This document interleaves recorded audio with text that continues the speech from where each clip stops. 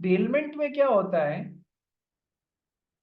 कि sir baler जो है वो अपना गुड्स का पोजेशन बेली को देता है। गुड्स का possession, only possession of goods is given from bailor to bailee for some purpose upon an understanding that when the purpose is accomplished the goods will be returned back to the baler or disposed of as per his directions। ठीक है sir, only possession of goods is given, not the ownership। Ownership नहीं दी जाती है, केवल possession दिया जाता है। ठीक है। Pledge is a special sort of bailment। Pledge is a PLEDGE। Pledge is a type of bailment in which goods are given from one person to another person for the purpose of security। Pledge भी एक तरीके का bailment ही है, specialised purpose है इस bailment का। क्या? When goods are given for the purpose of giving security towards either repayment of a debt, towards repayment of debt. मान लीजिए एंसल फर्नांडीज ने मिदुष मोदी से कुछ पैसा उधार लिया है। एंसल फर्नांडीज ने मिदुष मोदी से कोई पैसा उधार लेना चाहा। मिदुष ने कहा यार पैसा तो दे दूंगा, कोई प्रॉब्लम नहीं, पर तू कोई चीज सिक्योरिटी जैसे गिरवी रखा मेरे पास में, ताकि कल को तू नहीं चुकाए तो मैं उस चीज को बेच के अपना पैसा वापस खड़ा कर सकूं। तो एंसल ने कहा ये मेरी बाइक है, ये तू रख ले। ठीक है। तो सर एंसल ने as for the purpose of security अपनी बाइक यहाँ पर रखाई। तो उसने अपनी बाइक को क्या किया, अपन क्या बोलेंगे, प्लेज किया। उसने अपनी बाइक को मिदुष के साथ में प्लेज कर दिया। Yes sir. तो हो तो पोजेशन ऑफ बाइक ही जा रहा है from one person to another for some purpose. What is the purpose? बस जब बेलमेंट का purpose for the giving of security हो जाता है तो फिर हम उसको प्लेज बोलने लग जाते हैं। क्या बात समझ में आ गई? Yes sir. सर सिक्योरिटी का पर्पस क्या होता है, क्यों दी जाती है सिक्योरिटी जैसे कोई चीज? Sir either for the repayment of debt और towards the performance of some promise. दोनों में से कोई भी, या तो रीपेमेंट ऑफ डेट या फिर परफॉर्मेंस ऑफ प्रॉमिस की सिक्योरिटी के लिए सिक्योरिटी। ठीक है। कैसे? कि sir either for the repayment of debt, वो तो समझ लिया। सर मान लीजिए मिस्टर एक्स ने मिस्टर वाई को 5000 पेयर ऑफ शूज बना के देने का वादा किया था अगले 2 महीनों में। ठीक है सर। वाई ने कहा देख मैं तुझे ऑर्डर तो दे देता हूँ, तूने 5000 शूज बना के देना है, लेकिन यदि आपने लेकिन यदि आपने ये बना के नहीं दिए तो फिर मैं क्या करूंगा। इसने कहा चलो मैं सिक्योरिटी जैसे आपके पास में ये चीज XYZ चीज आपके पास में सिक्योरिटी जैसे रख देता हूँ कि यदि मैंने ये चीज 5000 पेयर ऑफ शूज बना के नहीं दी तो आप सिक्योरिटी जैसे ये चीज को आप अपने पास में रख सकते हो, या ये आपकी हो जाएगी। ठीक है। या जब मैं बना के दे दूं तब मुझे वापस दे देना, जब मैं बना के दे दूं तब मुझे वापस दे देना, रेदर इसको ऐसे कहना सही होगा। ठीक है। सो pledge is a sort of bailment of goods as security। Purpose क्या है? Security for a payment of debt और for the performance of a promise. ठीक है सर। अच्छा, बेलमेंट हमेशा गुड्स का ही होता है ना? यस सर, बेलमेंट हमेशा गुड्स का ही होता है। गुड्स बोले तो अपन कैसे पकड़ेंगे कि सर मूवेबल आइटम्स। ठीक है सर। अब बेलमेंट, प्लेज, हाइपोथिकेशन और मॉर्टगेज, सब बेलमेंट, प्लेज, हाइपोथिकेशन और मॉर्टगेज, अपन लोग इन टर्म्स को जनरली इंटरचेंजेबली यूज करते हैं। प्लेज को और मॉर्टगेज को दोनों को ही गिरवी रखने के लिए अपन डे टू डे लैंग्वेज में काम ले लेते हैं। बट एक बात ध्यान रखना, प्लेज हमेशा गिरवी से रखने की चीज, दोनों ही का मतलब ही गिरवी रखना ही हो गया, प्लेज और मॉर्टगेज का मतलब। प्लेज हमेशा मूवेबल आइटम्स का होता है और मॉर्टगेज हमेशा इमूवेबल आइटम्स के लिए यूज करते हैं। कर ये ऑलमोस्ट ये इसी तरीके से होता है दैट प्लेज मूवेबल आइटम्स के लिए वर्ड यूज लिया जाएगा और मॉर्गेज इमूवेबल। मान लो एंसिल फर्नांडिस को बैंक से यदि लोन चाहिए, बैंक ने कहा कोई चीज गिरवी रखो, तो एंसल यदि अपनी कार को यहाँ पर बैंक के पास में गिरी रखा रहा है, तो कार का क्या बोलूंगा कि सर इसने कार को प्लेज किया है। जबकि यही एंसल ने यदि अपने कोई फ्लैट को गिरवी रख दिया होता इमूवेबल आइटम को, तो उसने फ्लैट को क्या किया, मॉर्गेज रखा है। ये एक बेसिक डिफरेंस है, इसलिए बता रहा हूँ क्योंकि तुम लोग स्टूडेंट्स ऑफ लॉ है, तुमको ये थोड़ा सा आना चाहिए। समझ गए रे? Yes sir. तो सर प्लेज क्या है? बेलमेंट है जहां पर goods for the purpose of security दिए जाते हैं, जब वो जिस पर्पस को, जिस चीज को सिक्योर, रीपेमेंट को सिक्योर करने के लिए वो दिया है, जब वो पेमेंट वापस आ जाए, रीपे हो जाए, तो फिर वो गुड्स जो सिक्योरिटी जैसे दिए गए वो वापस होता है। बेलमेंट में बेलर और बेली होता है। बेलर जिसका गुड्स है, बेली जिसको उन गुड्स का पोजेशन मिलता है। तो सर वैसे ही प्लेज में क्या हो जाएगा, प्लेजर, प्लेजी, या तो ऐसे बोल लो प्लेजर इस बेलर की जगह पे, प्लेजी बेली की जगह पे। प्लेजर जो प्लेज कर रहा है, प्लेजी जिसके पास में प्लेज किया जा रहा है for the purpose of giving security. Second name sir pledge में जो होता है, पावनर, पावनर एंड पावनी। ठीक है, पावनर जो अपना गुड सिक्योरिटी जैसे दे रहा है, पावनी जिसके पास में goods for the purpose of security दिए जा रहे हैं। ठीक है भाई, पढ़ ले भाई। कहाँ चला गया? एक तो वीडियोस ऑन करो रे अपने सभी जने, दक्ष अग्रवाल, देवांश, दिशी, कविश, मिदुष, राघव, ऋचा, श्रेया, सुया। अरे आज सुया करनावट आई है, क्या बात है?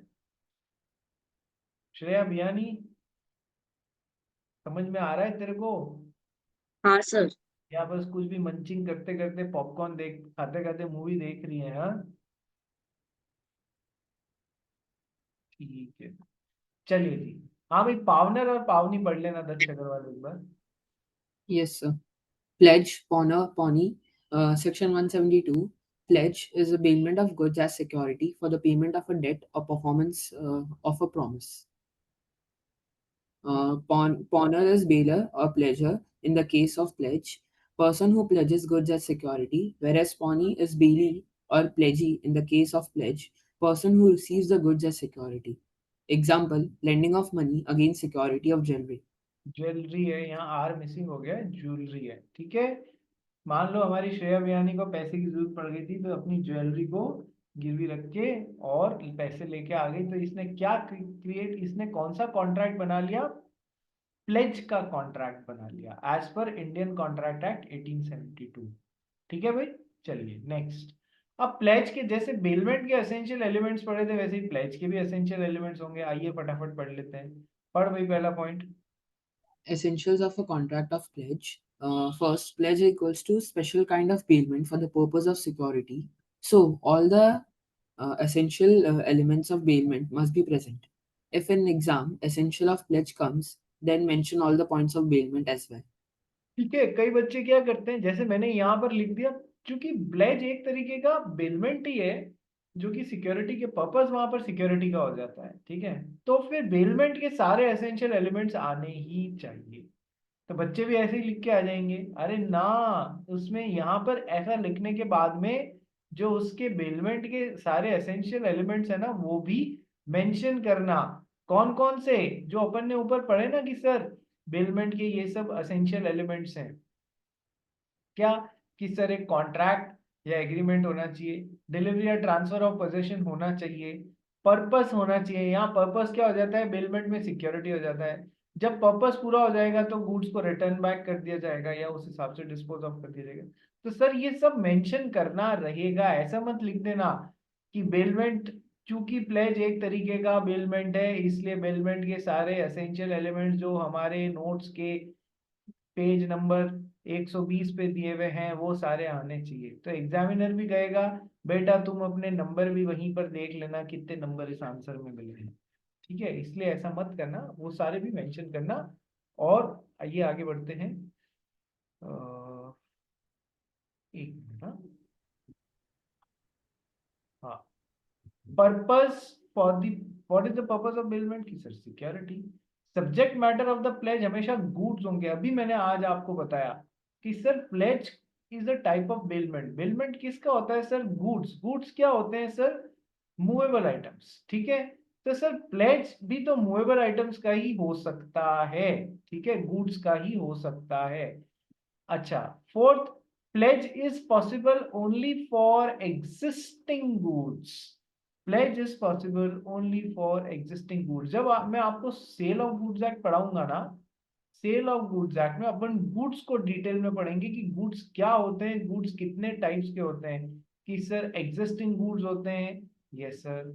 सर कंटिंजेंट गुड्स होते हैं, फ्यूचर गुड्स होते हैं। तो ये सब चीजें जो है ये वहां की है। मतलब अभी आप इनमें डिफरेंशिएशन नहीं कर पाओगे। बस इतना याद रख लो कि प्लेज हमेशा एग्जिस्टिंग गुड्स का ही हो सकता है, कभी भी फ्यूचर गुड्स का नहीं हो सकता है। जबकि जब हम सेल ऑफ गुड्स एक्ट पढ़ेंगे, हम फ्यूचर गुड्स को पहले से बेचने का कॉन्ट्रैक्ट बना सकते हैं, ये बात ध्यान रखना। लेकिन जो चीज एग्जिस्टेंस में नहीं है उसको गिरवी कैसे रखोगे रे? इसलिए प्लेज हमेशा एग्जिस्टिंग गुड्स का ही हो सकता है। Now delivery of goods from pledger to pledgee. Sir ये तो है ही है, डिलीवरी ऑफ गुड्स होना चाहिए from the pledger to the pledgee. Delivery कैसे कैसे हो सकती है हमने ऑलरेडी पढ़ा हुआ है। डिलीवरी कैसे कैसे हो सकती है? एंसिल खाना खा लिया क्या भाई?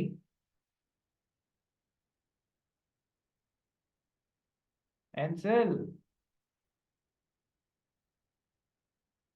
एंसिल मूड में ही नहीं है आज। राघव, हाँ सर। हाँ डिलीवरी कैसे कैसे हो सकती है एंसिल? इम्प्लाइड और एक्सप्रेस्ड। एक्सप्रेस डिलीवरी और इम्प्लाइड डिलीवरी। चलो एंसिल ने नया कानून लिख दिया है। हाँ, एक्सप्रेस डिलीवरी और इम्प्लाइड डिलीवरी। ठीक है, या तो ये जो खा रहा है ना उसमें भांग मिली हुई है। ठीक है, जो ऐसे ऐसे आंसर्स आ रहे हैं, एक्सप्रेस डिलीवरी और इम्प्लाइड डिलीवरी, है ना एंसल? भांग मिला के खा रहा है क्या? नहीं सर। तो क्या चरस गांजा फूंक लिया है क्या? नहीं सर। अच्छा, ठीक है। देवांश भैया, डिलीवरी कितने तरीके की होती है? सिंबॉलिक और constructive. Symbolic delivery, constructive delivery, और सबसे बेसिक ही भूल गया, एक्चुअल डिलीवरी।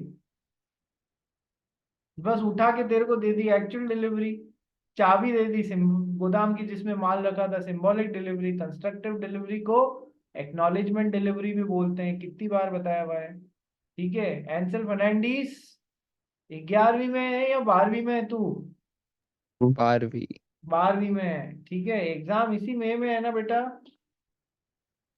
हाँ सर। लग तो नहीं रहा है। ठीक है, और जिस जिसने अब वीडियो ऑन नहीं किए हैं अब वो बाहर जाने वाले हैं। ठीक है, it's high time now. Kavish भैया, निशी मैडम, राघव काबरा जी,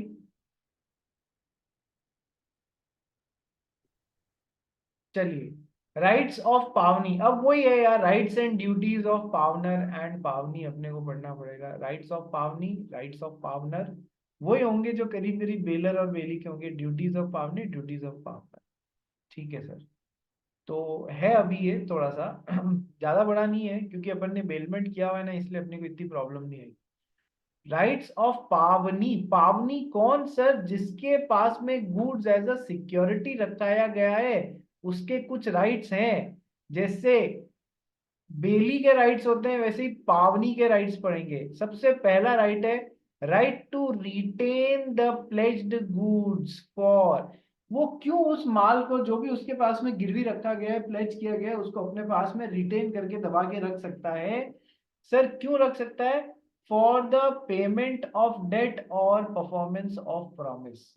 सर या तो कोई उधार के लिए उसको सिक्योरिटी जैसे रखा गया है तो रीपेमेंट होने तक वो उसको रख सकता है, या परफॉर्मेंस कोई प्रॉमिस पूरा करने के लिए रखा गया है तब तक वो रख सकता है। Second, for interest of the debt. Sir केवल डेट के रीपेमेंट के लिए नहीं, उस पे कोई इंटरेस्ट भी ड्यू है तो उसके लिए भी रखा जा सकता है। इंटरेस्ट ऑफ डेट, ठीक है। Third, necessary expenses incurred for possession और preservation of the pledged goods.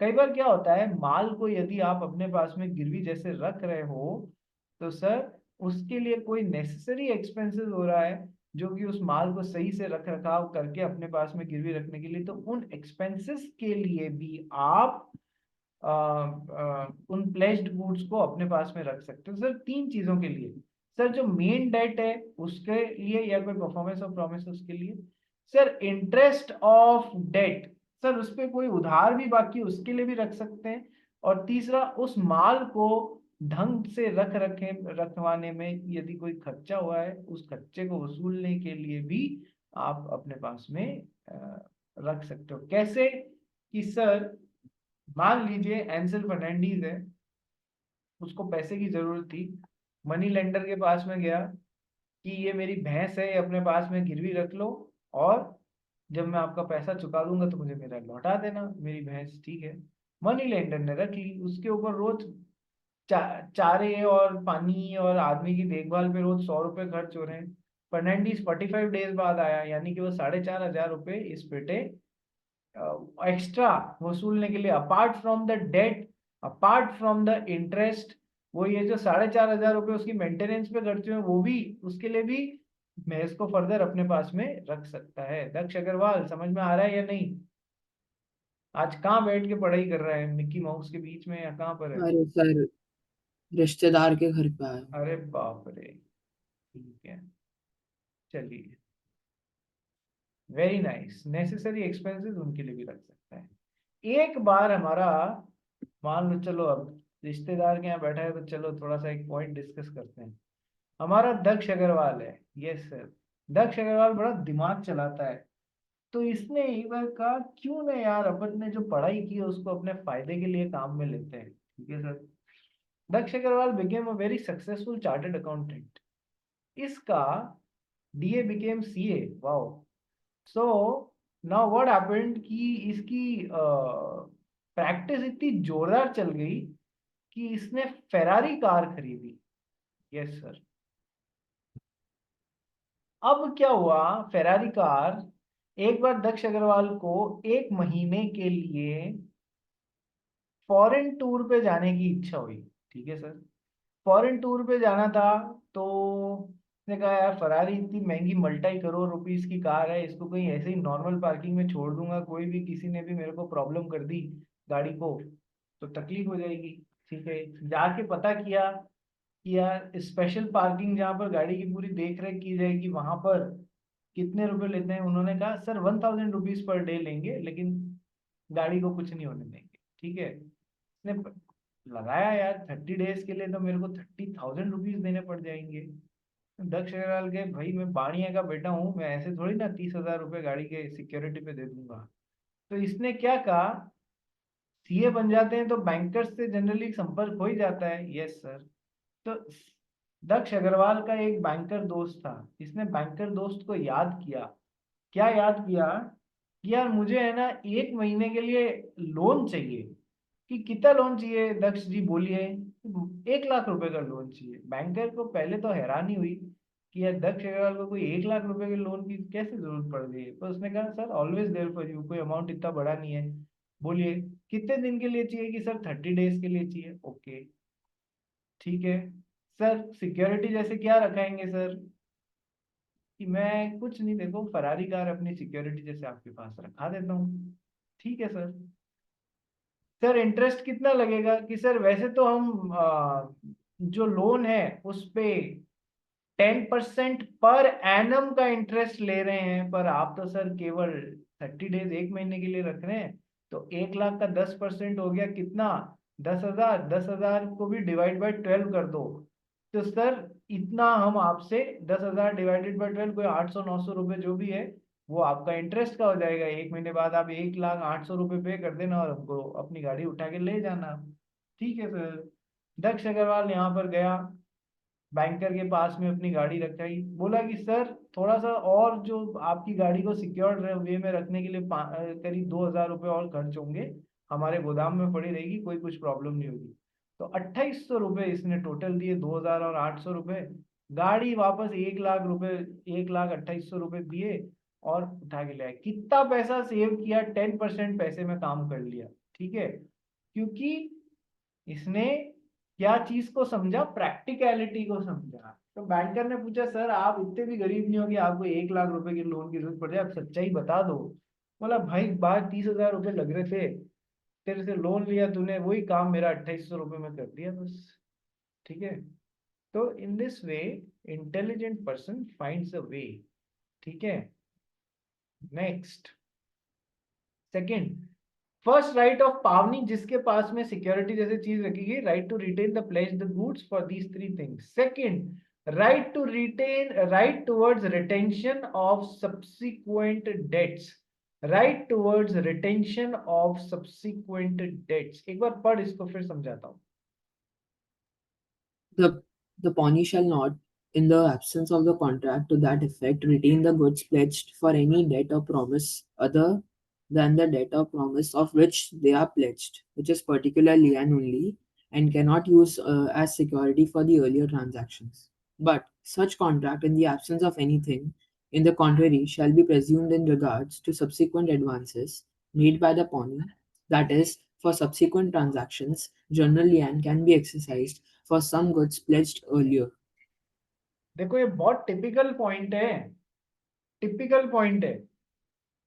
कैसे कि sir, the pawnee shall not in the absence of a contract to that effect retain the goods pledged for any debt और promise other than the debt of promise for which they are pledged. यानी कि पावनी का particular लियन का right होता है, कैसे?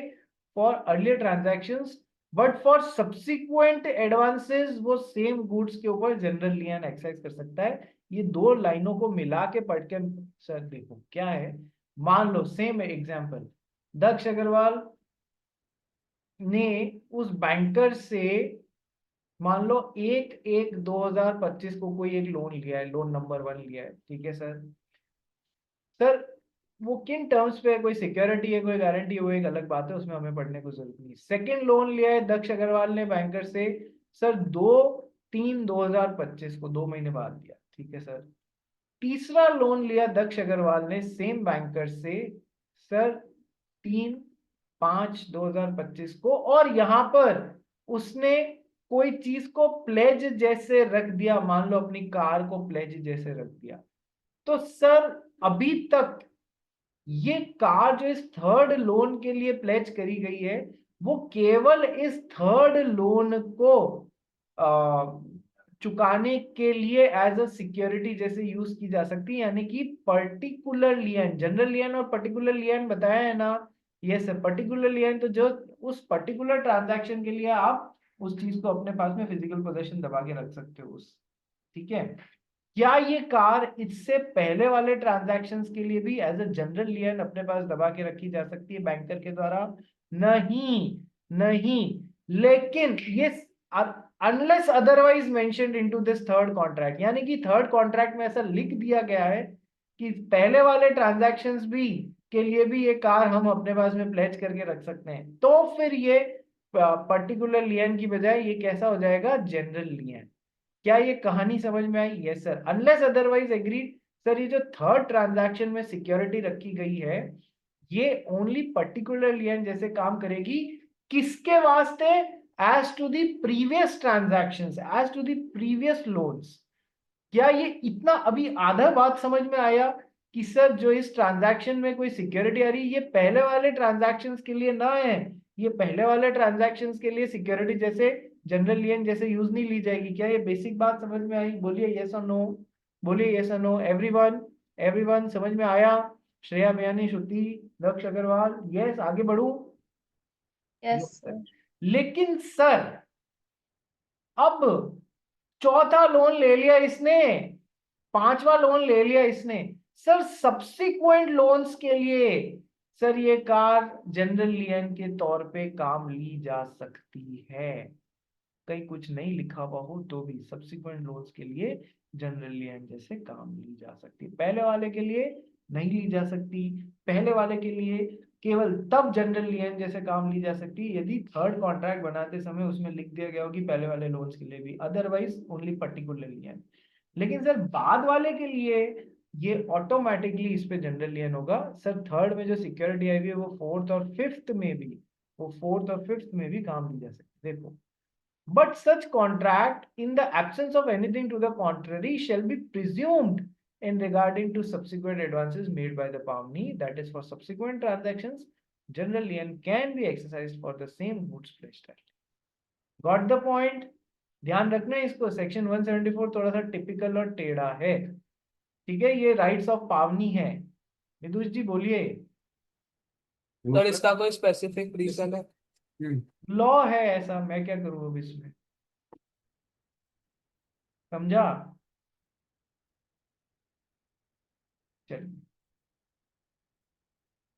Point number 3, right to extraordinary expenses. Daksh Agarwal ji पढ़िए। Yes, sir.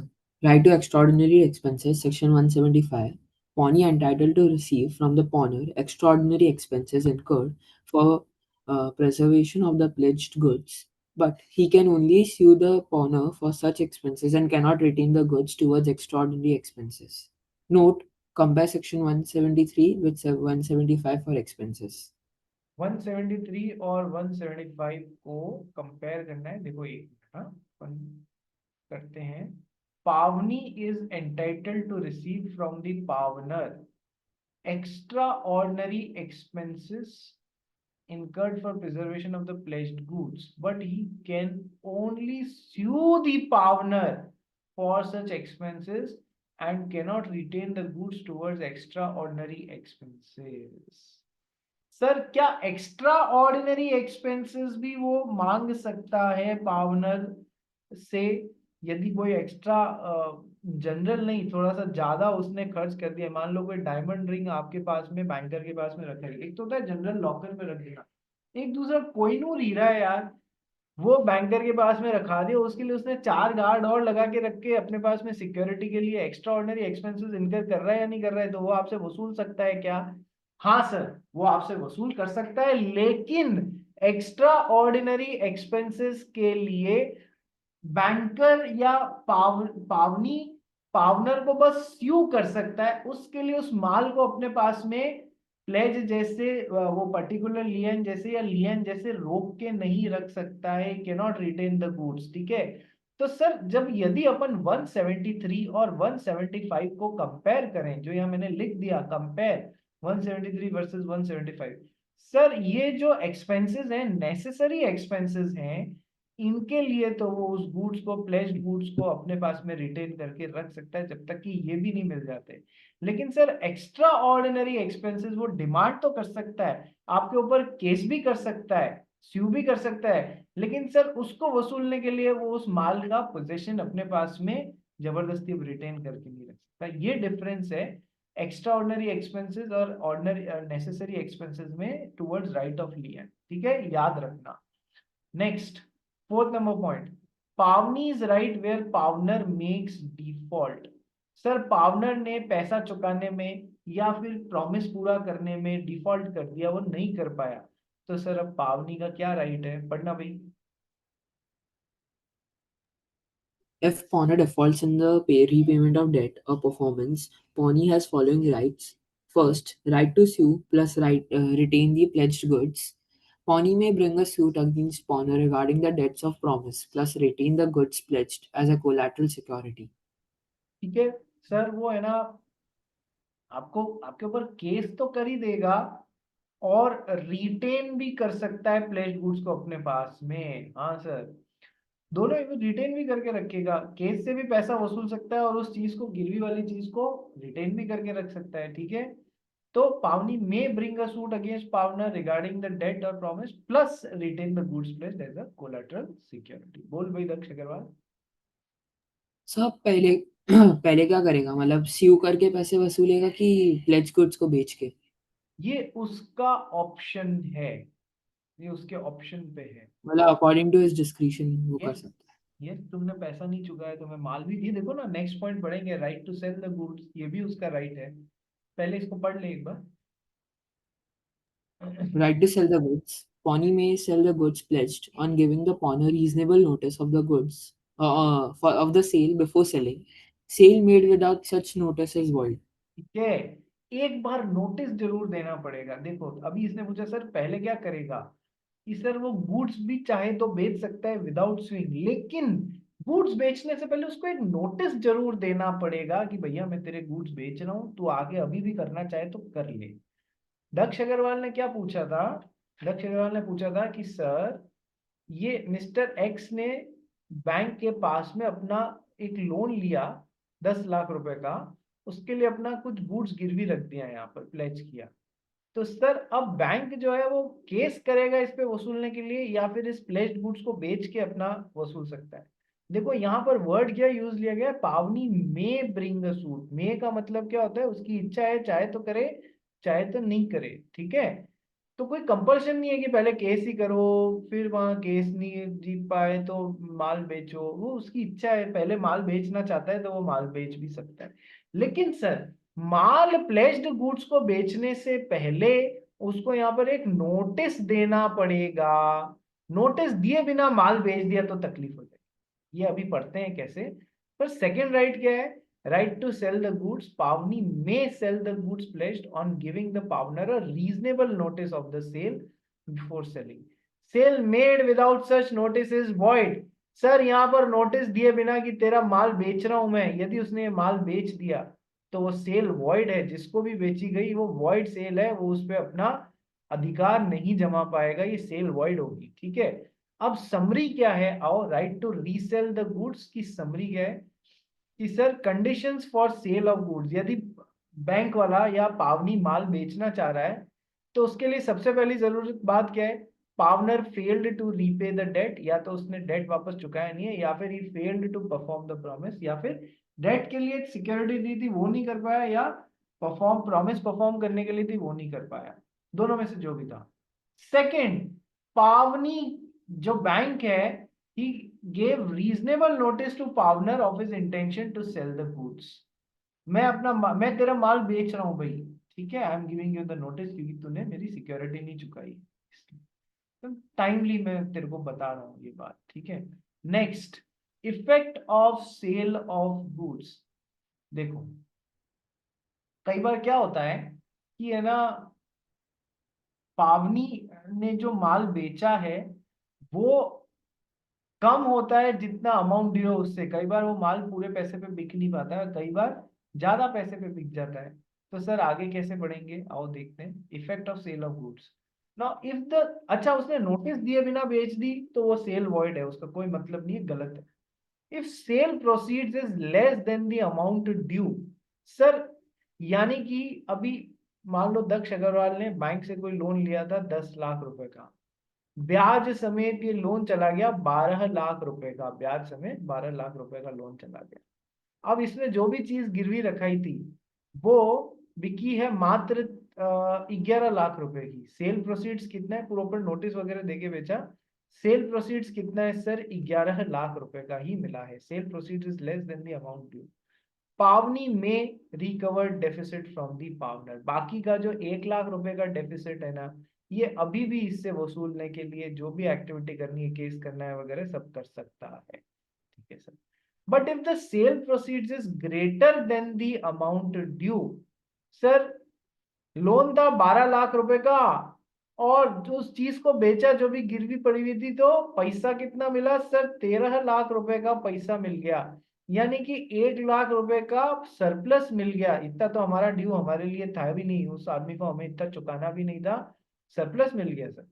पावनी शेल पे सरप्लस टू दी पावनर, सर ये जो 1 लाख रुपए आपने उसकी चीज बेची है ना, हिसाब से तो उसका अधिकार था ना इस चीज पे, ठीक है सर। तो 1 लाख रुपए जो एक्स्ट्रा मिला है वो दक्ष अग्रवाल को, जिसने माल गिरवी रखा है, इस पे उसका अधिकार है, उसको लौटा दिया जाएगा।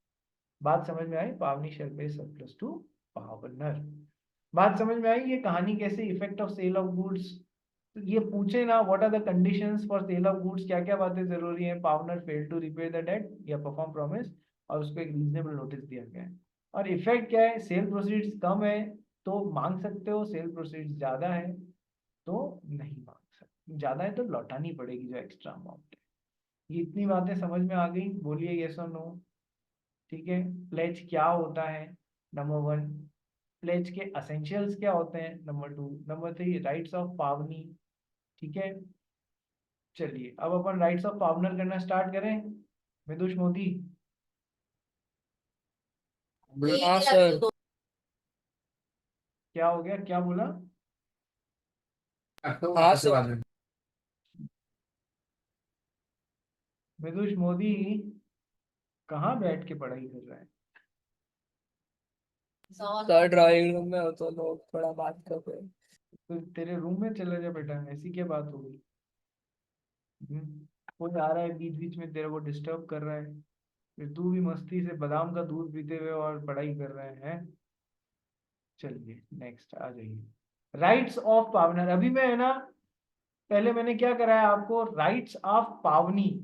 तो क्या जो राइट्स ऑफ पावनी है वो ड्यूटीज ऑफ पावनर नहीं है? हाँ सर है। पिछली बार मैंने आपको क्रॉस कनेक्शन जैसे कराया था, इस बार नहीं करा रहा हूँ, इस बार फ्लो में ही चल लेते हैं अपन। ठीक है, राइट्स ऑफ पावनर, जिसने माल को गिरवी रखा है उसके क्या क्या राइट्स हैं? पढ़ भाई।